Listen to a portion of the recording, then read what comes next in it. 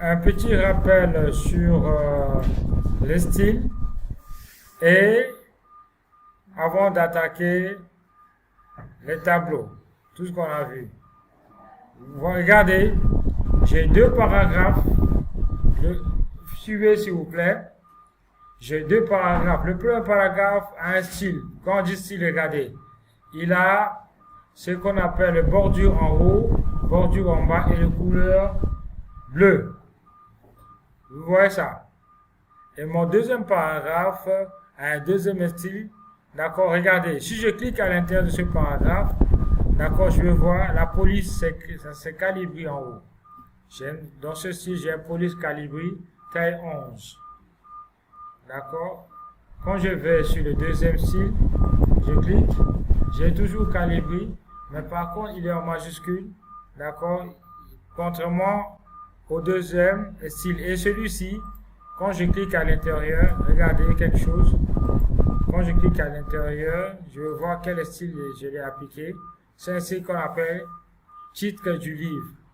Regardez, pour savoir quel style, il suffit que je clique ici, dans le style, et je viens ici, en haut. Regardez, voilà le style, il est sélectionné, le style appliqué à mon paragraphe. Il me le montre ici. D'accord, ici aussi je fais pareil. Donc je clique à l'intérieur, je veux savoir quel est le style, je viens ici, j'ai un style qui s'appelle citation interne, intense, d'autant pour moi, qui est appliqué à ce paragraphe. Regardez, si je reviens sur un style normal, ça change complètement la présentation de mon paragraphe.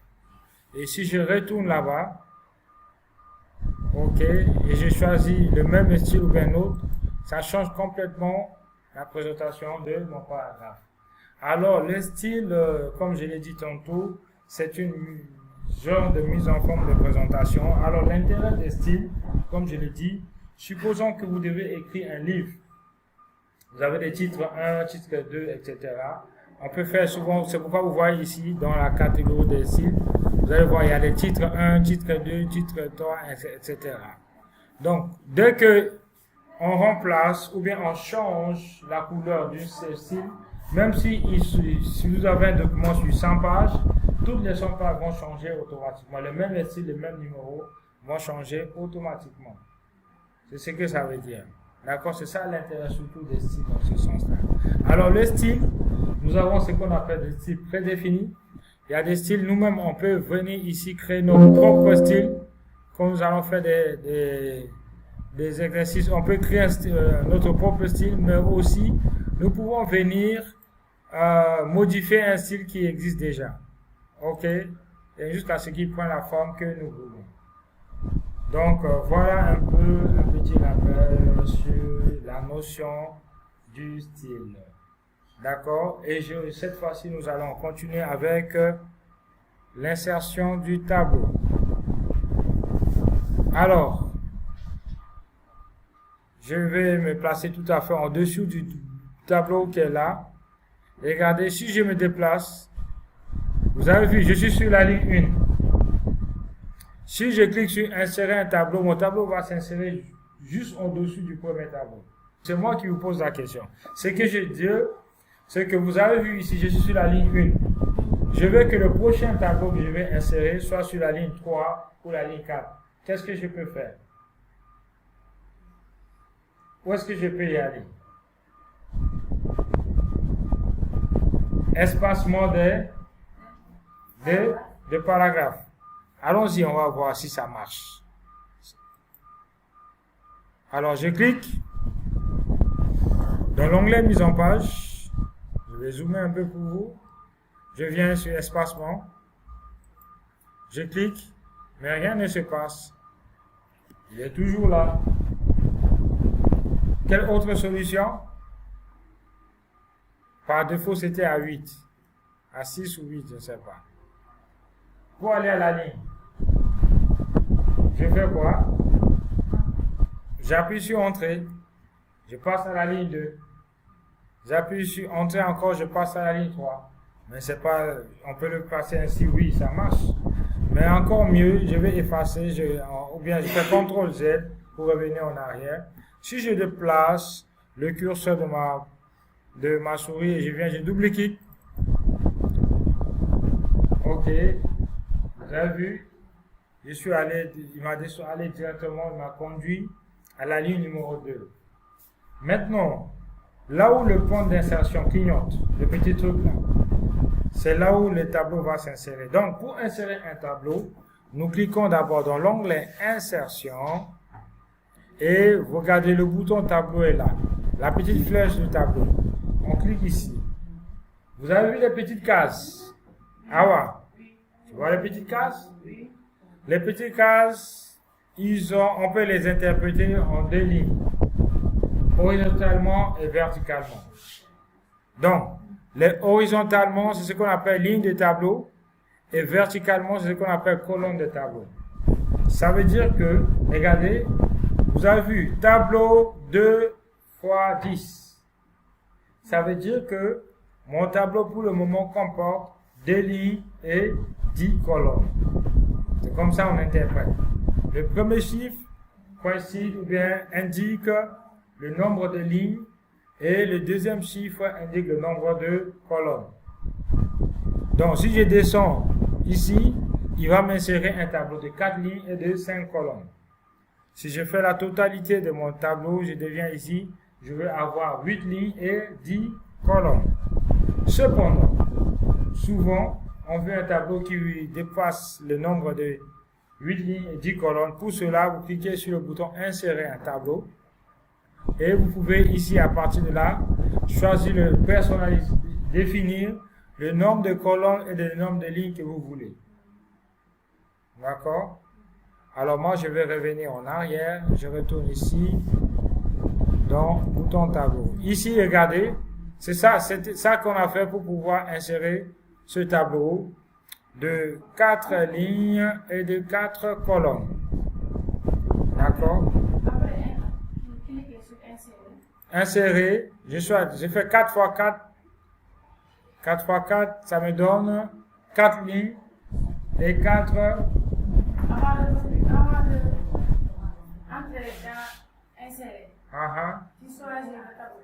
Non, regarde. Je suis dans l'onglet Insertion. D'abord, on clique sur l'onglet Insertion. Dans le groupe tableau, il y a une petite flèche en bas du bouton tableau. Je clique là-bas. Et puis, j'ai accès à ces petites cartes. Donc, je dis que je veux insérer un tableau de 4 lignes et de 4 colonnes. Donc, je vais chercher à avoir 4 x 4. 4 lignes, 4 colonnes. Et dès que je clique une seule fois, tadam, mon tableau s'insère ici. C'est bon? Cependant, hein?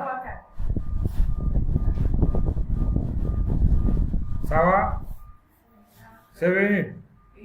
Ok. Donc, là, j'ai un tableau qui est inséré. Et regardez bien ici en dessous. J'ai une petite flèche qui est là. Si je clique sur cette petite flèche, l'ensemble ou la totalité de mon tableau est sélectionné. D'accord? Et si on est à l'extrémité de ce tableau, j'ai un petit bouton aussi, un petit carré. Lui permet de redimensionner la tableau. C'est-à-dire agrandir sa taille ou diminuer sa taille. C'est ça son rôle. Vous avez vu? Plus j'agrandis, plus la taille augmente. Cependant, là, ici, l'intersection de cette ligne et de cette colonne dans ce qu'on appelle une cellule. En Excel, on va beaucoup utiliser la notion de cellule. Donc, c'est ce qu'on appelle une numéro 2. Le numéro 2, mon tableau a fait 4 lignes, 4 colonnes. Mon tableau fait 4 lignes et 4 colonnes. J'ai cliqué à l'intérieur du tableau. D'accord? Dès que je suis à l'intérieur, j'ai accès à deux boutons très importants. Le bouton sélection du tableau. Ce bouton permet de sélectionner l'entièreté du tableau. Et dès que je suis à l'intérieur, j'ai accès à ce petit carré-là, ici en bas. Si je tire vers le haut, ça diminue la taille du tableau. Je tire vers le bas, ça agrandit la taille du tableau. C'est bon? On sélectionne le tableau. Bouton droit, supprimer le tableau. Mais ça, c'est trop long. Il y a une solution beaucoup plus rapide. D'accord? Il suffit juste de sélectionner le tableau et vous appuyez sur le bouton. Il est où notre fameux bouton là? Retour arrière ou bien back ou bien sup. Sup aussi fait la même chose. Delete. Merci. Et ça supprime le tableau. Voilà. Le tableau étant supprimé. C'est très facile. Vous supprimez le tableau. Je clique dessus. Sélectionne la colonne. Et remarquez quelque chose de très particulier. Toutes les fois que je sélectionne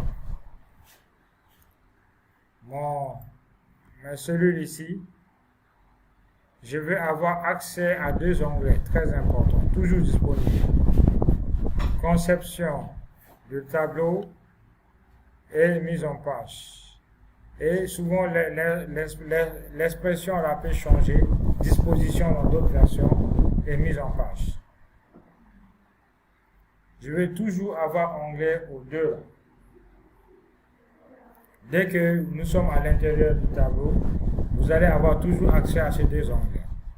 Donc, chaque onglet a beaucoup de fonctionnalités à l'intérieur. D'accord? Si je clique sur mise en page, regardez ici. Je me retrouve dans un groupe, dans le ruban, le groupe ligne et colonne. D'accord? Vous avez vu ici, j'ai des traits horizontal, horizontal, vertical, vertical. Vertical à gauche, vertical à droite. Vous avez vu? Si je clique sur le vertical à droite, il va ajouter une colonne ici à droite. Vous avez vu? Il a ajouté une colonne à droite. Vous avez vu? Ça, c'est trop long.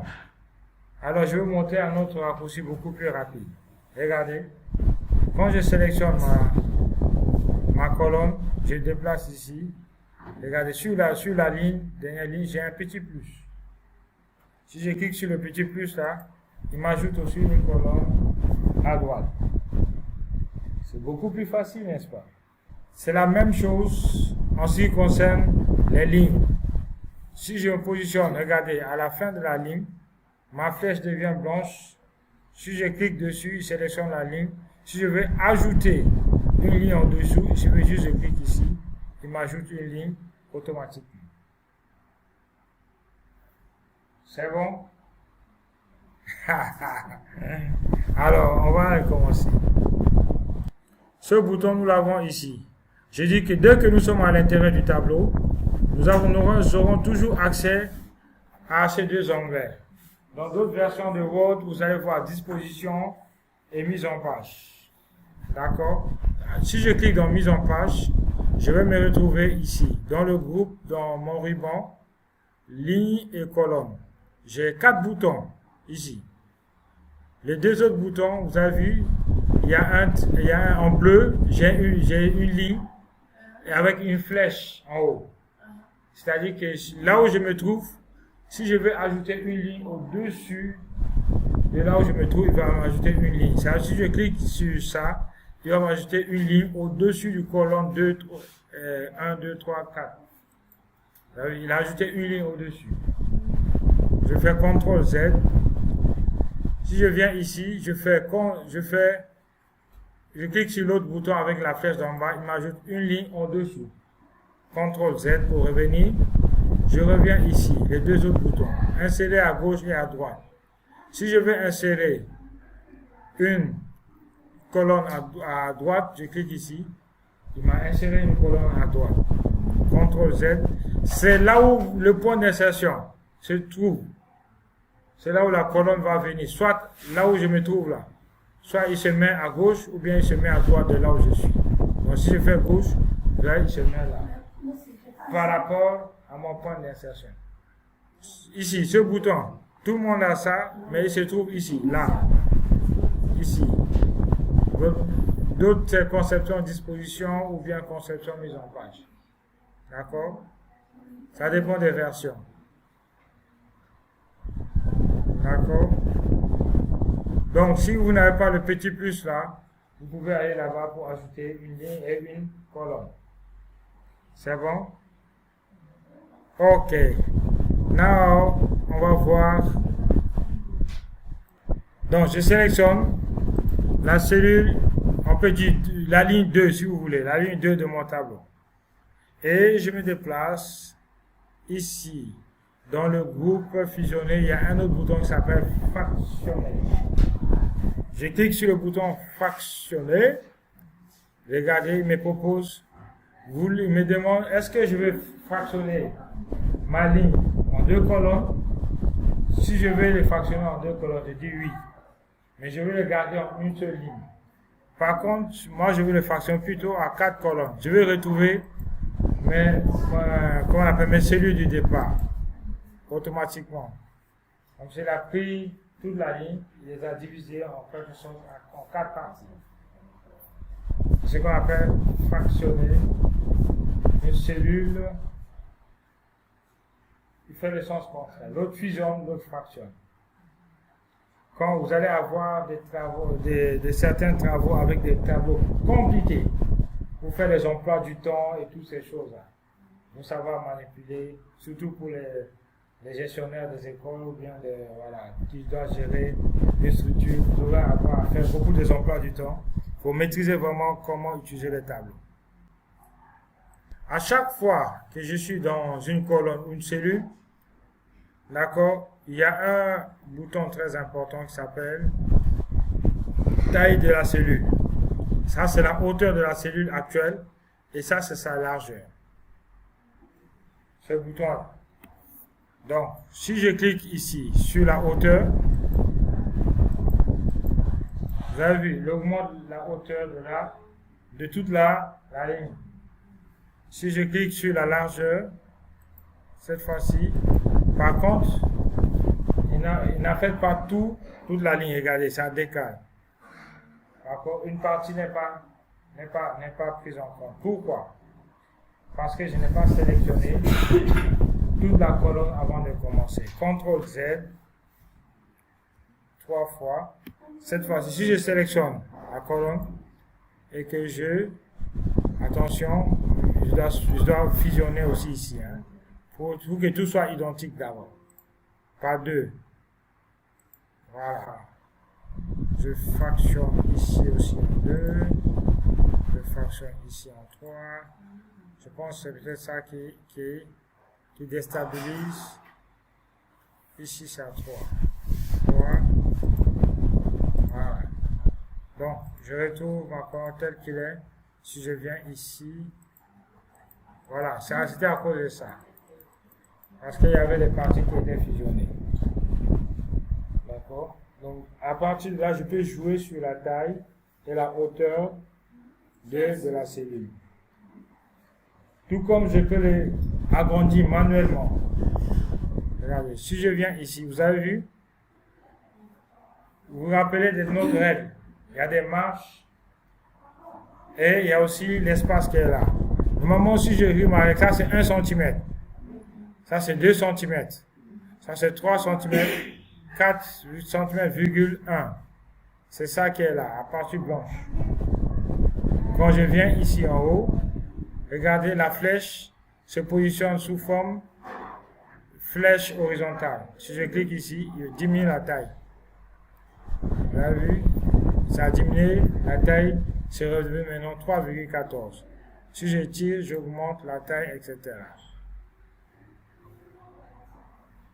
La même chose ici à gauche. Je peux jouer sur la règle pour agrandir et diminuer la taille, etc., etc.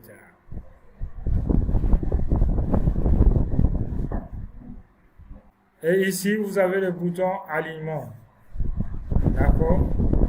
Si vous voulez aligner votre test en coin haut, vous voulez l'aligner au milieu, à droite, vous pouvez l'aligner au centre. Comme ça, il se met au milieu de la cellule. à gauche de la cellule, à droite de la cellule, en bas, se place position en bas, à gauche, en bas, en haut. Vous pouvez aussi changer l'orientation de votre test. Vous avez vu? Ça a changé l'orientation du test. Je clique de nouveau, ça change l'orientation, etc. Voilà. Donc, par défaut, regardez, je suis dans l'onglet. Ok, mise en pas, disposition, ça dépend. D'accord? Il y a un bouton qui s'appelle propriété, ici, en bas. Je clique sur ce bouton. Je vais voir. Par défaut, le tableau, il est aligné à gauche. Il n'est pas centré par rapport à la page. Donc, si je veux l'avoir au centre, il faut que je sélectionne ici centré et je clique sur OK. D'accord? Et ça se positionne au centre de la page maintenant.